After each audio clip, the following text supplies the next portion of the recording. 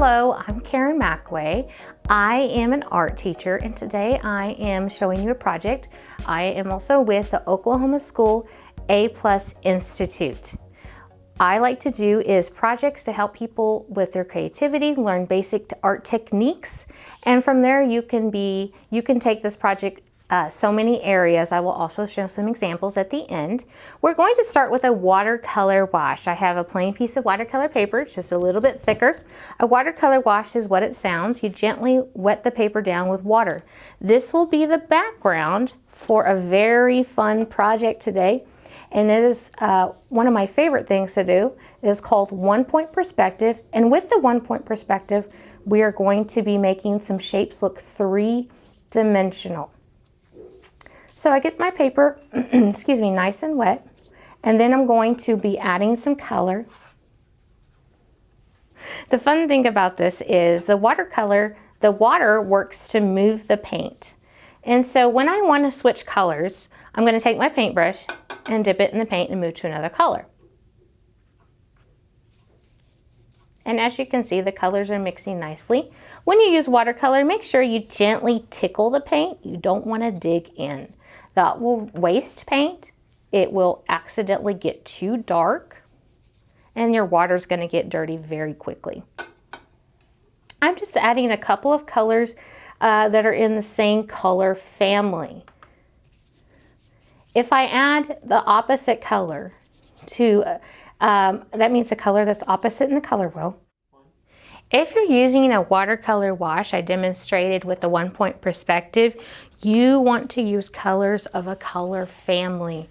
Because we talked about a watercolor wash is very wet, those colors opposite each other will mix and you will end up with lots of neutrals. So if you have a background, you could use red, violet, blue, and even some red and blue. But you wouldn't want to go, if you were using the color family of violet, you would not want to add anything with yellow, and you would not want to have, so that means you couldn't have any greens or blue green or red orange. If you want to see a color wheel and you don't have one at home, you could ask your mom or dad or grandparents to pull up a color wheel. There's several available on the internet to reference. What will happen is the colors will make a neutral. They'll no longer be bright. It'll make a neutral like a brownish or a grayish color. Okay, I'm just going to go back in and maybe add just a hint of more color in this red area just to make it a little brighter.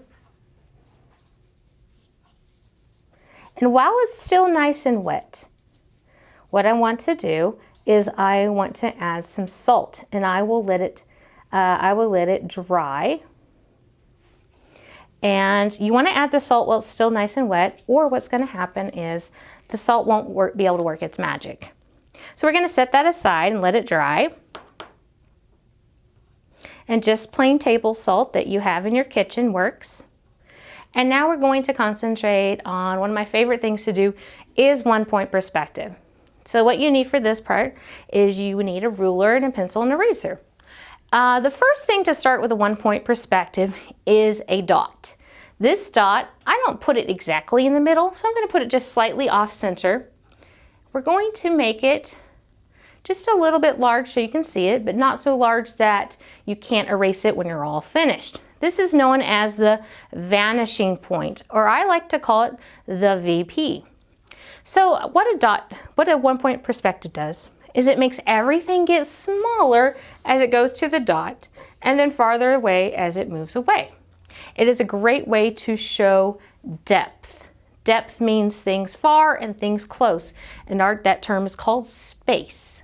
Okay, there's space everywhere you look. There's space in your car. There's space in your room. Space is all around us. So what we're going to do is we're going to start with some geometric shapes. Now, geometric shapes are something like square, triangle, hexagon, circle, those types of things. And you can make them overlap if you like. What does that mean? You can make a shape overlapping another shape, but you need to erase appropriately. So right here, I'm going to start with a square.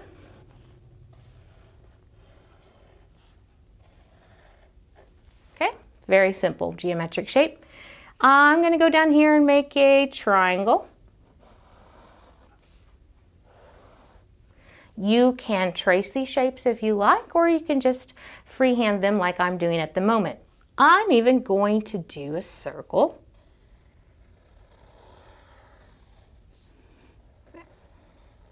And it's quite hard. It's a little challenging to do a circle without tracing it. I'm going to do another square, but it'll be smaller.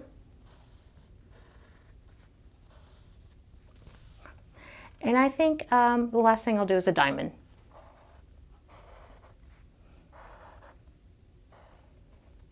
Now, probably you're familiar somewhat with Leonardo da Vinci. He's very famous for doing the Mona Lisa. He's also, another famous painting of his is called The Last Supper.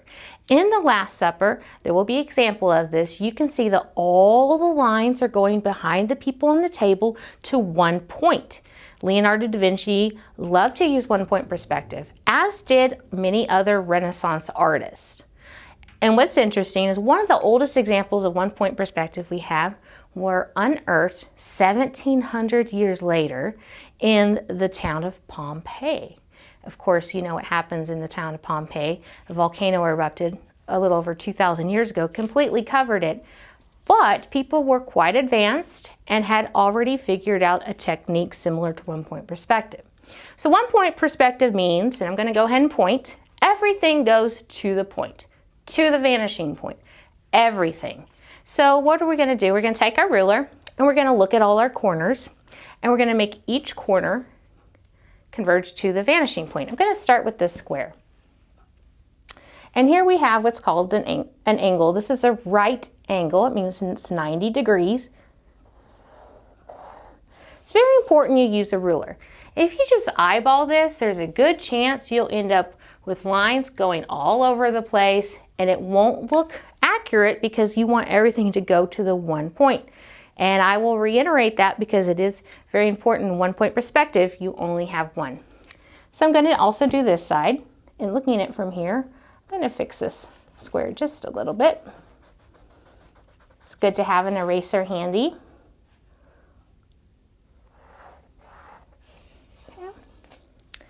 And I'm going to do this to all the shapes. And like I said earlier, you can even overlap shapes, and I will give an example of that in a little bit. Here we have the larger square, and here I'm looking at, each time what I'm doing is I'm looking at the angles of the shape. And I go from each angle, I go to the vanishing point. With a ruler, it's important to have one hand holding the ruler down and the other hand tracing, because rulers have a tendency to move around on you. But rulers are great tools. I use them all the time to measure, to help me make straight lines. Just remember, they're not a drumstick. They're to measure and make straight lines. So as you can see, I have one more point here that I'm going to draw. One-point perspective is such an easy, fun way to make your artwork look three-dimensional. Now, why am I not worried about this? I'll tell you why. We're going to pretend that this shape it's obviously three-dimensional, that's what we're doing, but it also is a solid. It's not transparent. You're not going to see this part because it's overlapped. Okay, the circle's a little bit harder because a circle is all curves. There's no straight lines. There are no angles in a circle. But what I do is I take my ruler and I connect one end to the vanishing point, and then I take the other end and I find the outmost edge of the circle.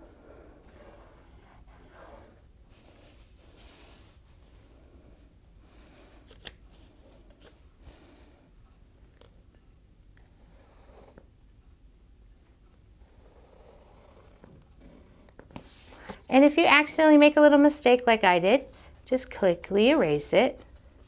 Something to remember is it's much easier to redraw something than to erase very dark lines. So draw light till you get it right. Okay, so we have this triangle here, and as I said, I was going to show you how to overlap something. So I have a triangle.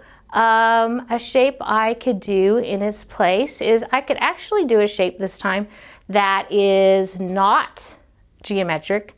I can make a shape that's more organic, just to show you. So I'm going to make a shape that's kind of similar to a leaf.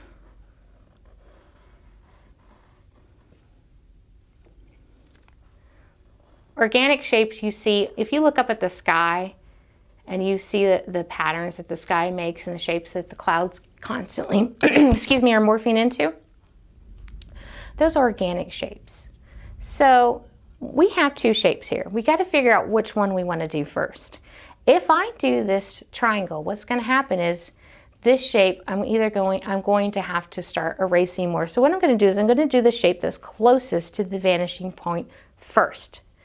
And this one's a little more tricky than the others because it has a lot more corners to it. And see how I keep using my ruler?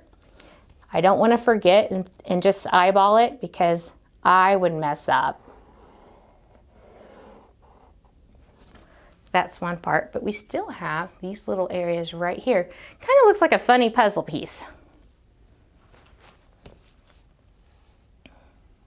Leonardo da Vinci, I like to reference him in one-point perspective. One reason he used it as a tool, but he felt like math was just as important in art as anything else.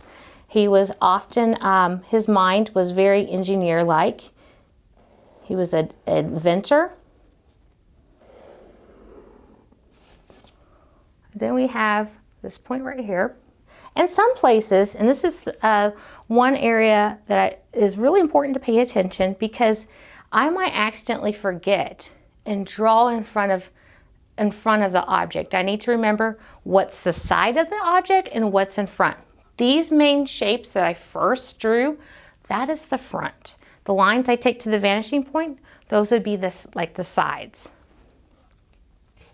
So this little area right here, I'm not going to draw very much because as I go from the edge to the vanishing point, I hit the front of the shape. I don't want to keep drawing that. I want to stop because this is the front. So now, here we can concentrate on our triangle. And after this organic shape, the triangle will seem quite easier. I'm going to start with the tip of the triangle, make it go to the vanishing point. This is a great way to also do a simple landscape, to make a road get smaller distance, train tracks get smaller in the distance, a house.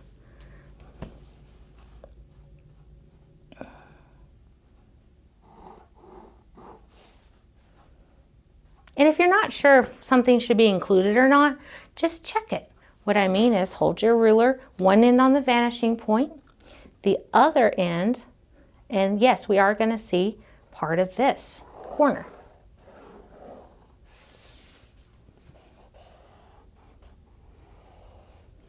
Okay, I have one more shape left.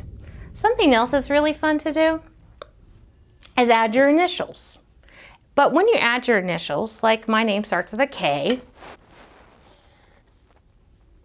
I don't want to just do like that. That's not going to make the best 3D shape. What I want to do is I want to actually add thickness to those lines.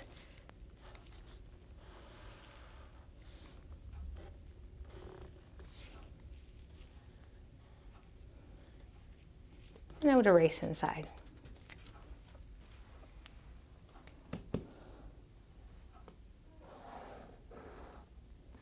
Okay, right here, I'm erasing because the K is in front. We're going to go ahead and make our lines stay to the vanishing point. If you're making something like a house, train tracks, you may want to end it.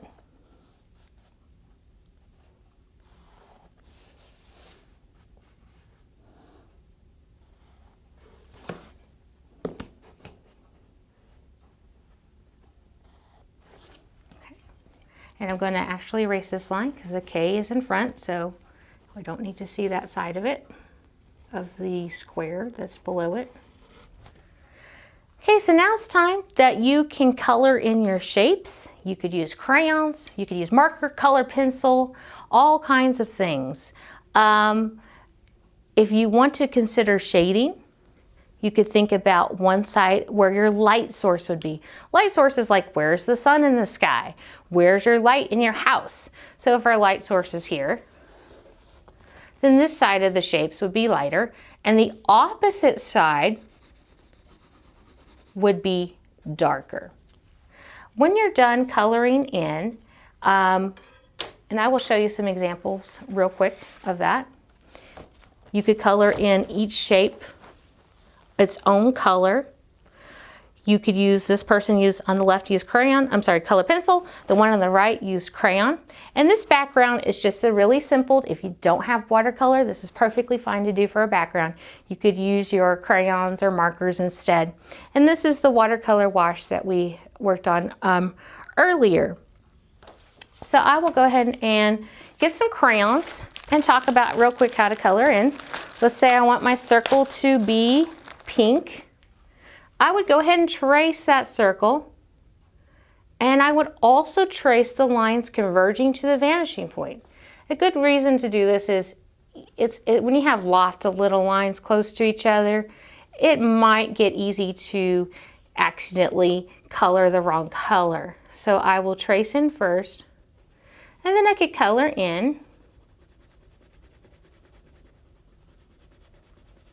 And I like to use lots of colors.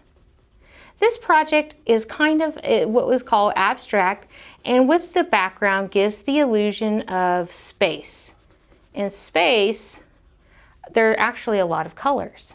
And particularly if you add the salt to it, it gives the illusion of something called a nebula.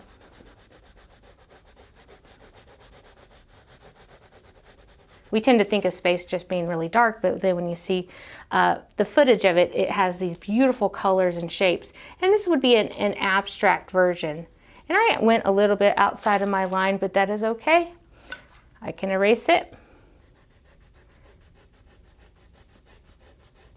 And I would do each shape this way, but I would like to use different colors. So for instance, if I decided I wanted to put blue in my triangle, I would not want to use the same color in my organic shape. The reason being is the organic shape would get lost. And you have taken the time to do your nice lines, making your shape look three-dimensional. We're three-dimensional. We're creating the illusion of depth and creating the illusion of a three-dimensional shape with one-point perspective. So if I colored this in, I would want to pay really close attention, because look how close these lines are where our organic shape starts. So I'd really want to pay really close attention and maybe even decide, well, the organic shape, let's go ahead and make it let's do a contrasting color, which would be like an orangey, I kind of have this orangey pink.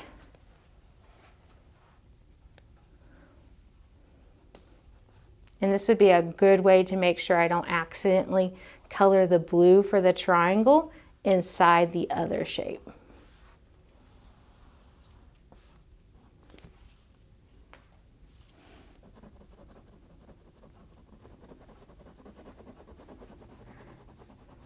Just go all the way to that vanishing point.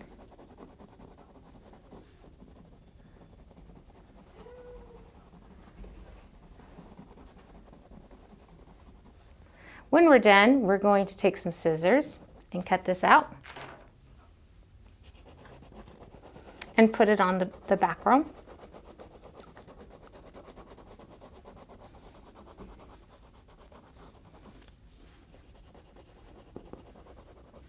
And I'll show you a couple little shading tricks. You will start to notice that one-point perspective is used in many areas. In the Star Wars credits, they have used one-point perspective.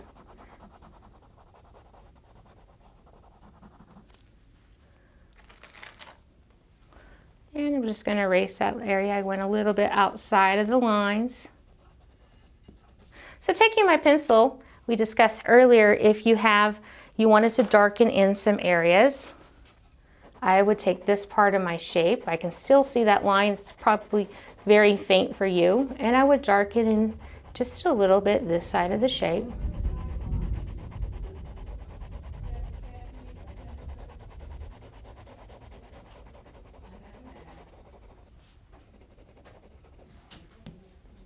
During the Renaissance, it became very popular to draw realistically. That's one reason the artists loved using one-point perspective.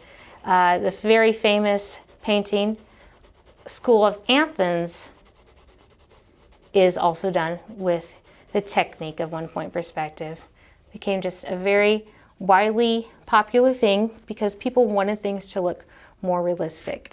And that's just a very simple shading technique that you can do. So now I'm going to show you, we're going to move on to one that has been finished, and we're going to talk about cutting it out. I've already cut this one out, and I kept the dot in the middle, and I kept it as one piece. Sometimes though, if there's not, this one's not quite as busy, you might end up with a couple of pieces. No big deal. All you got to think about is make everything go back to your dot. If you can look, there has been some shading added to these areas. I will go ahead and put it on a background to show you. So here I have a background. You can see this one has dried, and the salt has made those really interesting textures. And that is because when the paint is still wet, the salt will soak up pigments. So I have put glue on the back. Just arrange it how looks best to you. So for instance, this side's a little lighter and this side's a little darker, so I made the shadow side on that. I'm going to kind of pat it down carefully. I used Elmer's liquid glue. You could use a stick glue.